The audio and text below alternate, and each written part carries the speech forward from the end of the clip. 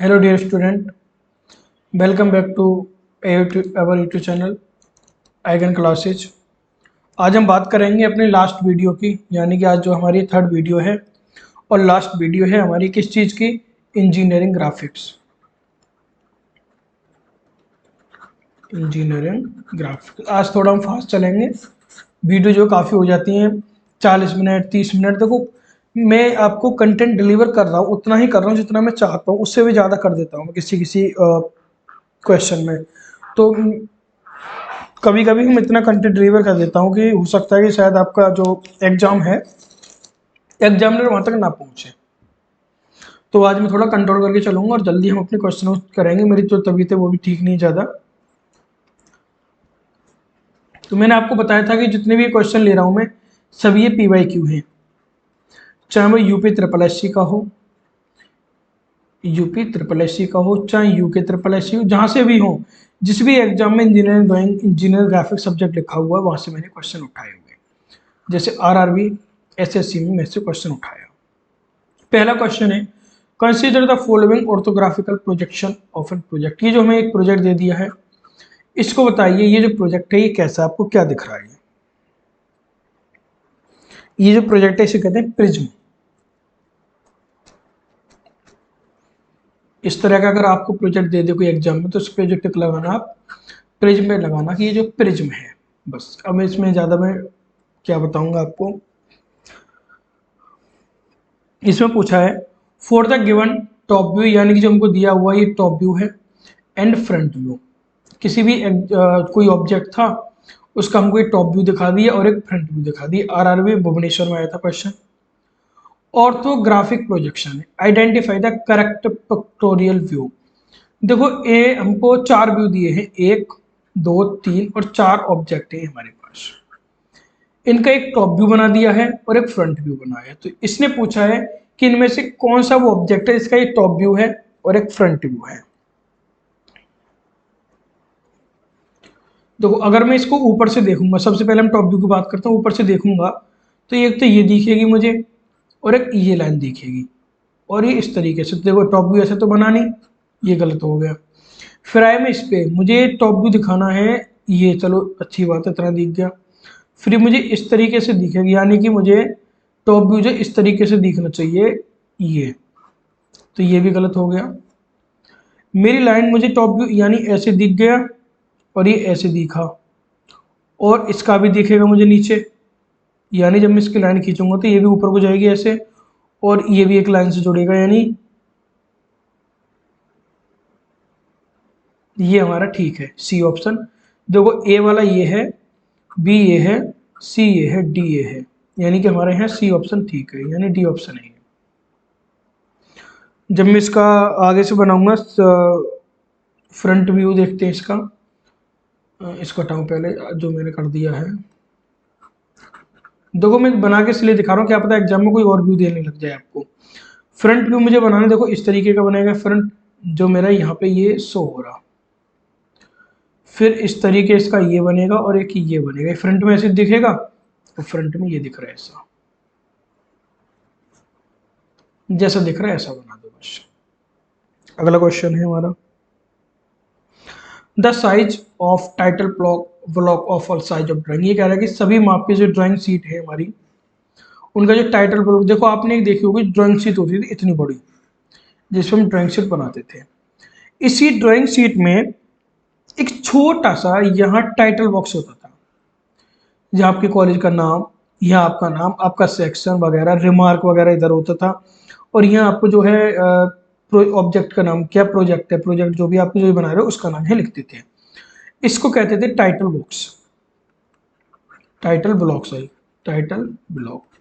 ये पूछा जो टाइटल ब्लॉक होता था इसका साइज क्या होता था। जो टाइटल ब्लॉक था इसका होता था 185, तो ऐसे होता था, यानी यहां से लेके और यहां तक का जो साइज था ये तो था 185 mm, और यहां से लेके यहां तक का जो साइज था ये था 65 mm। आपका ऑप्शन जो है ए यहाँ सही है, 185 × 65 mm आपका ये साइज था, 185 × 65 mm। अगला क्वेश्चन है, a French curve is use to draw. एक फ्रेंच कर्व जो होता है, हम उसका जो उपयोग करते हैं किस लिए करते हैं? फ्रेंच कर्व का उपयोग हमेशा हम निर्वाध यानी स्मूथ फ्री जो वर्क बनाएंगे, smooth free from work, work से जो स्मूथ होगा उससे हम यूज करते हैं सी। ये इस तरीके का होता है, आपको बता दूं। जैसे ये हो गया हमारा एक, और इसके जो एंगल थे ये तो 90 का हो गया, ये जो एंगल ये 30 का था, ये 60 का होता है, और इसमें कुछ डिजाइन से होते हैं इस तरीके से, ये हो गया। और यानी ये जो फ्री बनानी, स्मूथ फ्री बनानी हम कर्व से, किसी भी कर्व से, तो इसको कहते हैं फ्रेंच कर्व। अगला क्वेश्चन है, which of the following line is a part of dimension. निम्नलिखित में से कौन सी रेखा विमांकन का एक भाग है? यानी कि इसमें से लाइन दी है, ये पूछ रहा है इनमें से डायमेंशन, डायमेंशन लाइन कौन सी है? जो इसका सिंपल तरीका वो पूछे डायमेंशन लाइन कौन सी है। जो एक्सटेंशन लाइन होती है ये हमारी विमांकन का एक भाग है, डायमेंशन का जो लाइन है हमारी उसका एक पार्ट है एक्सटेंशन लाइन।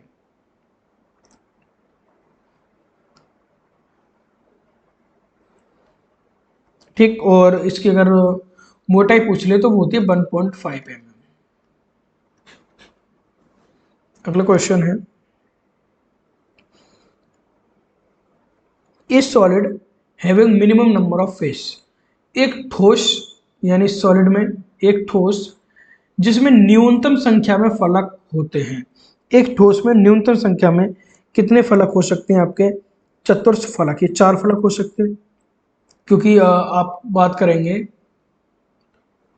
टेट्राहेड्रन की 4 फलक हो जाएंगे, क्यूब में तो 6 हो जाएंगे, क्यूब अगर आप बनाएंगे तो 6 हो जाएंगे। त्रिकोणीय अगर प्रिज्म बनाएंगे आप, ट्रायंगुलर प्रिज्म को अगर आप बनाएंगे तो इसमें 5 होते हैं, इसमें 6 होते हैं, इसमें 4 होते हैं। अब देखो लो किसमें कम है, यानी चतुष्फलक ये आपका राइट आंसर है। अगला क्वेश्चन है, dimension system is used in engineering drawing. Engineering drawing में डैश विमांकन प्रणाली का उपयोग किया जाता है। इंजीनियरिंग जो ड्राइंग है उसमें किस तरह की हम डायमेंशन खींचते हैं? उसमें एक दिशा में, देखो मैं अगर डायमेंशन खींच रहा हूँ ऐसे तो ले नहीं सकता उल्टा सीधा, एक दिशा में तो जाऊंगा मैं सीधा, तो यूनि डायरेक्शनल क्या होता है ये? यूनि डायरेक्शनल, एक दिशीय पद्धति हम इसमें उपयोग करते हैं आपकी।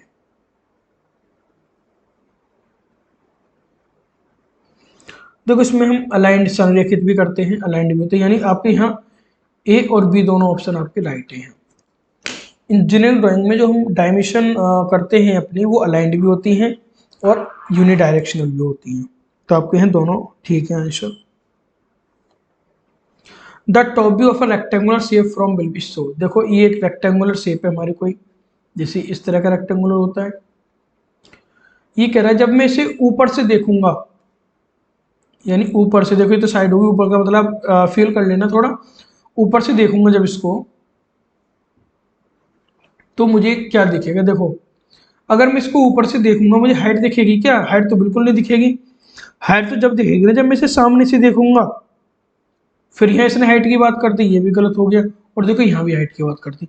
केवल मुझे लंबाई और चौड़ाई दिखेगी ऊपर से देखने पर, यानी ऑप्शन नंबर आपका सी है, सही है।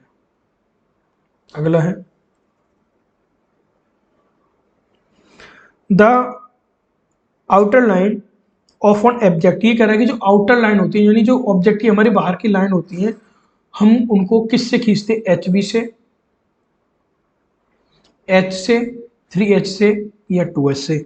इस तरह की जो पेंसिल होती हैं हम खींचेंगे उसे एच से, एच बी भी एच है हमारा। तो बाहर की जो रेखा है हम एच बी से भी खींच सकते हैं और एच से भी, लेकिन जो मोस्टली हम एच यूज करते थे, यहाँ जो आंसर लगाएंगे हम एच लगाएंगे, जो मोस्टली सही है आंसर। एच और एच दोनों सही है, लेकिन जो मोस्टली हमारा सही है वो एच सही है। यहाँ पर मैं यहाँ लिख दूँ, अगर आपको आउटर लाइन खींचनी है, आउटर लाइन यानी बाहरी रेखा, तो एच और एच भी हम यूज करते हैं। और अगर हमको डायमेंशन लाइन खींचनी हो, डायमेंशन लाइन खींचनी हो, या आपको खींचनी हो सेंटर लाइन,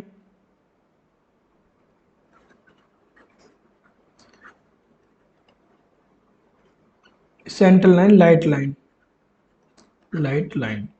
ये आपको प्रक्षेप के लिए यानी प्रोजेक्शन के लिए कोई लाइन खींचनी हो, इन सभी के लिए हम यूज करेंगे या तो 2H या 3H। इन चीज़ों को ध्यान रखना है।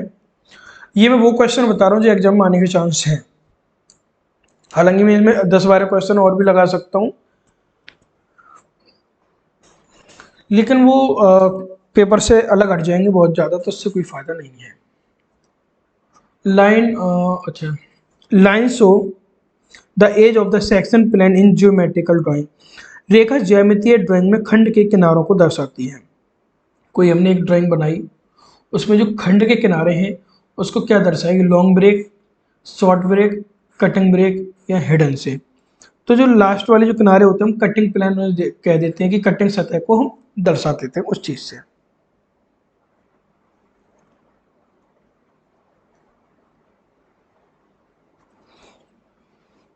अगला क्वेश्चन है हमारा, सॉलिड ज्योमेट्रिकल ड्राइंग डायमेंशन। ठोस ज्यामितीय आरेखन की विमा होती है। ठोस जो ज्यामिति होगी आपकी, उसकी आरेखन की जो विमा होगी वो 3 होती हैं। उसमें 3 कौन सी होंगी? एक तो लंबाई होती है, एक चौड़ाई होती है, और एक ऊंचाई होती है। 3 आपकी विमा होती है हमारी। किसी भी जियोमेट्रिक व्यू करना हो, जियोमेट्रिक ड्राइंग बनानी, उसमें 3 होंगी, यानी ऑप्शन नंबर हमारा बी है, राइट है। अगला है, the preferable slope of a drawing board support. एक ड्राइंग के बोर्ड के आलम्बन का अनुरूप ढलान होता है। जो हमारा ड्राइंग बोर्ड होता है उसका जो अनुरूप ढलान है यानी कि जो स्लोप है वो 1:2 होती है। कितनी होती है? 1:2। ऑप्शन नंबर हमारा बी सही है यहाँ पे। ये देखो चीज़ें जो है याद करने वाली है, मैं आपको यहाँ से पढ़ा आप भी लेते हैं इनको कहीं ना कहीं से, लेकिन देखो ये केरल में आया था क्वेश्चन आपका 2016 में। मैं केवल वही क्वेश्चन ला रहा हूँ जो आने के चांस होते हैं। तो ड्राइंग बोर्ड का जो आलम्बन का अनुरूप जो ढलान होती है वो 1:2 की होती है। देखो मैंने पहली वीडियो में बताया था, यहाँ भी मैं कुछ बता रहा हूँ। ड्राइंग साइज के जो आपके पेपर में आ सकते हैं, D0, D1, D2, D3, ये कुछ डिजाइन होती है हमारी, डिजाइनेशन है। और यहाँ मैं साइज लिख रहा हूँ उनका, ये जो क्वेश्चन आपसे पूछे जा सकते हैं। D0 का जो साइज होगा 1500 गुणा 1000 गुणा 25 मोटाई। देखो L लंबाई, B चौड़ाई है और H मोटाई है। हाइट कहते हैं, T कहते हैं मोटाई को, यानी मोटाई है ये। D1 का जो साइज होता है 1500 1000 इंटू 25 D0 का होता है। D1 का जो होता है वो 1000 इंटू 700 इंटू 25 होगा। और D2 का जो साइज होता है वो 700 इंटू 500 इंटू 15 होता है। और अगर D3 की अगर मैं बात करूं तो 500 इंटू 350 इंटू 15 होगा। ये जो साइज है आपको D0, D1, D2, D3, इनको आपको साइज को याद रखना है। अगला क्वेश्चन है, which is use to erase a particular spot of line without erasing the nearby line. ये कह रहा है किसी रेखा के एक विशेष स्थान के पास की रेखा को बिना हटाए मिटाने के लिए किस यंत्र का उपयोग करते हैं। यानी कि कोई रेखा है हमारे पास और उसके स्थान के पास एक रेखा है, उसको हमें बिना हटाए उस यानी देखो एक ये रेखा थी और इसी के पास ये रेखा है, इस रेखा को बिना हटाए इसको मिटाना, इसके लिए हम क्या यूज करें? Eraser, trimmer, erasing shield, sand paper. इसके लिए हम यूज करेंगे इरेजिंग शील्ड। ट्रिमर तो करेंगे नहीं, बाल वगैरह बनाते हैं आप लोग इतना भी जानते हो। इरेजर सिंपल यूज करते हैं, इरेजर से अगर इसको मिटाएंगे तो इस पर मिटने का खतरा है, तो इरेजिंग शील्ड होता है, इससे हम यूज करते हैं इसको। अगला क्वेश्चन आता है, orthographic projection is also known. जो ऑर्थोग्राफिक प्रोजेक्शन है उसको हम एक और नाम कहते हैं, वो होता है परपेंडिकुलर प्रोजेक्शन। इसमें जो ऑर्थोग्राफिक प्रोजेक्शन होता है, इसके जो प्रोजेक्शन लेते हैं हम वो परपेंडिकुलर लेते हैं, यानी कि हम इसके जो प्रोजेक्शन लेते हैं वो 90 डिग्री पे लेते हैं। तो इसलिए ऑर्थोग्राफिक प्रोजेक्शन को हम परपेंडिकुलर प्रोजेक्शन भी कहते हैं। अगला है, when a square plane is perpendicular to both HP and BP an image of line can be seen. ये कह रहा है कि एक हमारा वर्गाकार तल है जो HP और BP दोनों के परपेंडिकुलर है, जो वर्गाकार तल है हमारा वो HP में भी और BP दोनों के परपेंडिकुलर है। तो इस तरह की जो छवि बनेगी, इस तरह की जो इमेज बनेगा वो कैसे दिखेगा, हॉरिजॉन्टल प्लेन में दिखेगा, वर्टिकल प्लेन में दिखेगा, ये दोनों में दिखेगा, इनमें से कोई नहीं।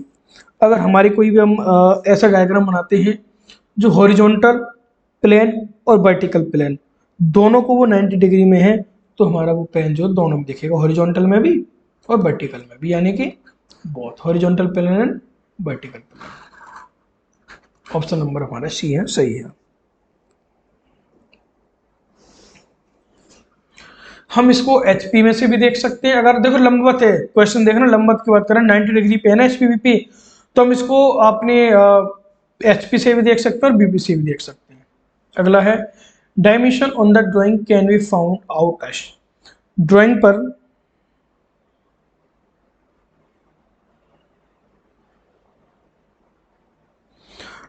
पर बिमा के रूप में पाया जा सकता है। देखो जो डायमेंशन है ड्राइंग पर उन्हें कैसे फाउंड कर सकते हैं, उसके लिए हम आर एफ को एक्चुअल डायमेंशन से गुणा करेंगे, एक्चुअल डायमेंशन,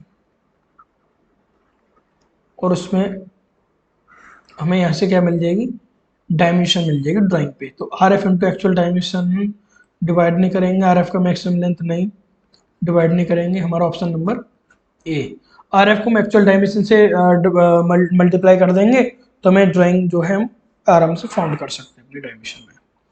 अगला है ए स्क्वायर प्लेन और lamina perpendicular to horizontal plane and parallel to vertical plane. ये कह रहे हैं कि एक वर्गाकार समतल है जो क्षैतिज तल हॉरिजॉन्टल प्लेन के तो 90 डिग्री पर है, लंबवत है, और ऊर्ध्वाधर जो प्लेन है वर्टिकल प्लेन है उसके परपेंडिकुलर है। तो ये कहाँ दिखेगा, अब तक हम जो दोनों 90 डिग्री पे थी तो वो एचपी में भी दिख रहा था और बीपी में भी दिख रहा था। अब एचपी तो कर दिया उन्होंने 90 डिग्री और ये कर दिया इसके पैरेलल। तो अब इस तरह में जो हमारा ऑब्जेक्ट होगा, जो एचपी में जब हम उसे देखेंगे तो वो एक लाइन दिखेगी, और जब हम उसे वर्टिकल प्लेन यानी बीपी में देखेंगे तो वो स्क्वायर दिखेगा। यह ऑप्शन नंबर हमारा ए राइट है। अगर हम स्क्वायर बनाते हैं और वो 90 डिग्री पे है इसमें एचपी में, तो एक लाइन दिखेगी केवल, और बीपी में अगर वो पैरेलल है तो स्क्वायर की फॉर्म में वो दिखेगा। इस तरह के क्वेश्चन आपके आते रहते हैं। ये जो आपका क्वेश्चन रहता है कर्नाटक में आया था। अगला क्वेश्चन है the planes of projection lie between the object and observer is r। प्रेक्षक को एवं वस्तु के बीच तल का प्रक्षेपण स्थित होता है। ये पूछ रहा है प्लेन ऑफ प्रोजेक्शन जो है between the object and observer. तो ये क्वेश्चन मैंने आपको शायद मैंने करा दिया था। ये जो होता ही होता है थर्ड एंगल प्रोजेक्शन में। थर्ड एंगल प्रोजेक्शन में जो ऑब्जेक्ट है और ऑब्जर्वर है दोनों जो हैं बीच में होते हैं हमारे। Plane of the projection lies between the object and observer. जो प्लेन होता है हमारा प्रोजेक्शन का वो बीच में होगा ऑब्जेक्ट और ऑब्जर्वर करे, उसे कहेगा थर्ड एंगल प्रोजेक्शन। अगला है isothermic drawing are at degree from place. Isometric, पता नहीं क्या हो रहा है, आइसोथर्मिक नहीं, आइसोमेट्रिक ड्राइंग जो है कितने डिग्री पर होगी। मैंने थोड़ी देर पहले ही बताया था, ये आपको 30 डिग्री पर होती है आइसोमेट्रिक ड्राइंग।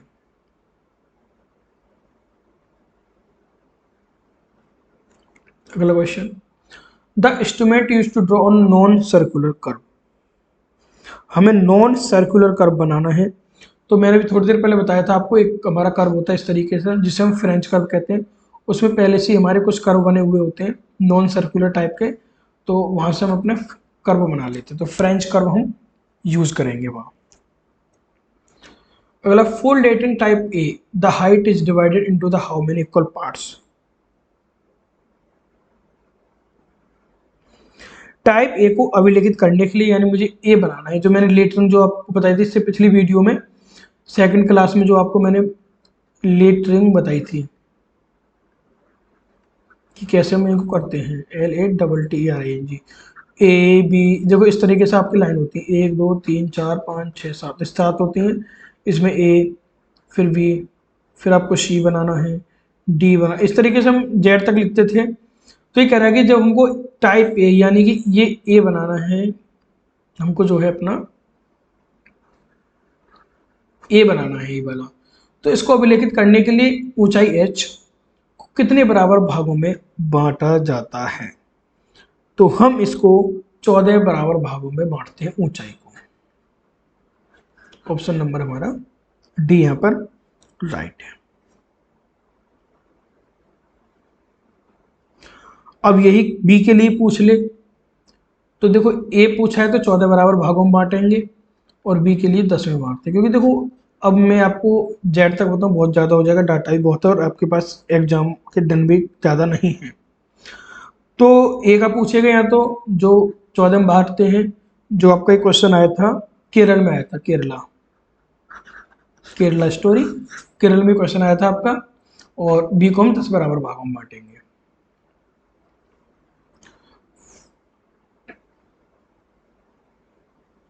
और ये क्वेश्चन आपका B S P H C L J shift third में भी आया था, सेम क्वेश्चन है।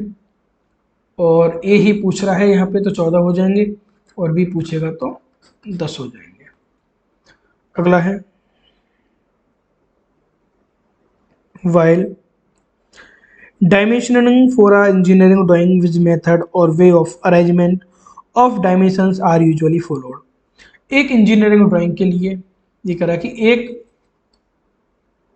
चेंज करते हैं पहले इसको, एक इंजीनियरिंग ड्राइंग के लिए विमीय करते समय विमा को व्यवस्थित करने के लिए कौन सी विधि या तरीकों का आमतौर से हम अनुमान लगाते हैं? B S P S C L में क्वेश्चन आया था। अगर हम इंजीनियर ड्राइंग बना रहे हैं उसमें बीमीए करते समय यानी डायमेंशन लेते समय हमें जो है अपने विमा को व्यवस्थित करना है, इनमें हम यूज करेंगे समांतर और संयुक्त, पैरेलल, कंटिन्यूस एंड कंबाइंड। समांतर, सतत और संयुक्त जो विधि होती है, इस तरीके जो व्यवस्थित वगैरह करना हो उसमें हम यूज करते हैं। अगला है the T square use for drawing. जो ड्राइंग हम बनाते हैं उसमें टी स्क्वायर क्यों यूज करते हैं? क्या वर्टिकल के लिए यूज करते हैं, inclined, curving, horizontal? T square जो है आपका इस तरीके का होता है, शायद मुझे लगता है क्वेश्चन आज आ भी गया था, रिपीट हो गया ये, नहीं उसमें एंगल पूछा था ना, हाँ। तो हॉरिजॉन्टल के लिए हम टी स्क्वायर यूज करते हैं अपना। Which of the following line is a part of dimension? यानी कि निम्नलिखित में से कौन सी रेखा विमा का एक भाग है?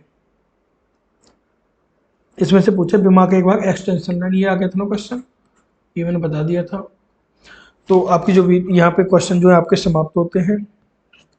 यानी कि आज जो है आपका इंजीनियरिंग ग्राफिक्स लगभग मैंने आपको 200 प्लस क्वेश्चन आपको करा दिए हैं। ये जो सब्जेक्ट था वो था आपका इंजीनियरिंग ग्राफिक्स। इंजीनियरिंग ग्राफिक्स जो है ये आपको मैंने आज समाप्त करा दिया आपका। इसके बाद में जो है मैं कराऊंगा कैड, सी ए डी, सी से मतलब कंप्यूटर, ए से एडेड, डी से डिजाइन, कंप्यूटर एडेड डिजाइन इसके बाद में कराऊंगा। और देखो आपके जो सब्जेक्ट हैं डी एल आर एस, वो देखो सब्जेक्ट जो है आपके, चाहे वो बिल्डिंग ड्राइंग हो, कंक्रीट टेक्नोलॉजी हो आपका, चाहे वो जियो टेक्निकल हो, पब्लिक हेल्थ इंजीनियरिंग हो, सर्वे हो, स्टील हो या हाइड्रोलिक्स हो, यानी कि आपके जो टेक्निकल सब्जेक्ट हैं वो मैंने आपको बताया था कि आप लोगों को कहाँ से करने हैं, आप लोगों को करने हैं वो एस एस सी जे के पी वाई क्यू, वहाँ से कवर हो जाएंगे। एस एस सी जे में रीजनिंग भी होती है और जी के जी एस भी होती है, तो वहाँ से वो भी कवर हो जाएगी। 25 क्वेश्चन जो आएंगे आपके, देखो सिविल से आएंगे यानी टेक्निकल के आएंगे इसमें 75 क्वेश्चन, और नॉन टेक के जो आएंगे वो आएंगे आपके 25। तो ये जो है S S C J P Y Q हिसाब से कंप्लीट हो जाएंगे। केवल इसमें दो सब्जेक्ट मैंने देखे जो अलग थे सिविल में, एक तो इंजीनियरिंग ग्राफिक्स,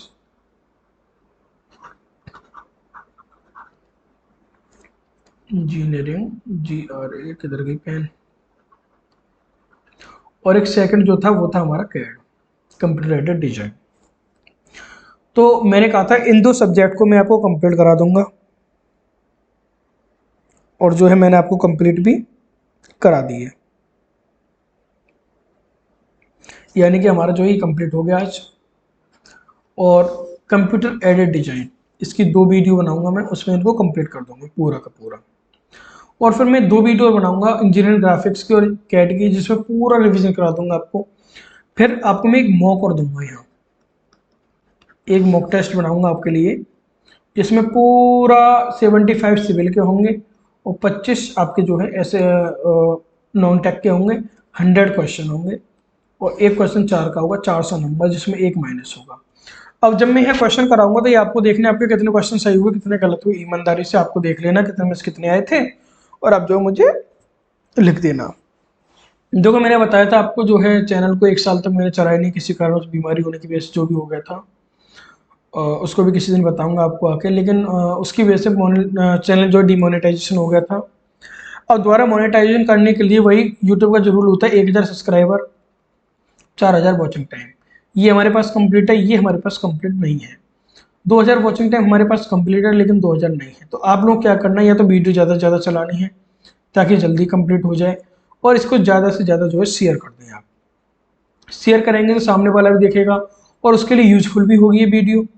तो आप इसको ज़्यादा से ज़्यादा शेयर करें और जल्दी जल्दी हमारा मोनेटाइज। जो भी आपको प्रॉब्लम हो आप कमेंट मुझे करके बता देना कि सर ये प्रॉब्लम थी, और आप कमेंट करके बता देना किस तरीके का आपको क्वेश्चन चाहिए, मॉक चाहिए नहीं चाहिए यही बता देना। मैं क्यों फिर मेहनत करूँ, जो आपको चाहिए नहीं तो क्यों बनाऊंगा, क्योंकि मैं इसकी जगह फिर डीडीए पे काम कर रहा हूँ ना आपके लिए। डीडीए के लिए मैं क्वेश्चन बना रहा हूँ पीवाईक्यू से रिलेटेड ही, कि कैसे क्वेश्चन हमारा डीडीए पूछ सकता है। तो फिर मैं इसको छोड़ के फिर इस पर काम करूंगा।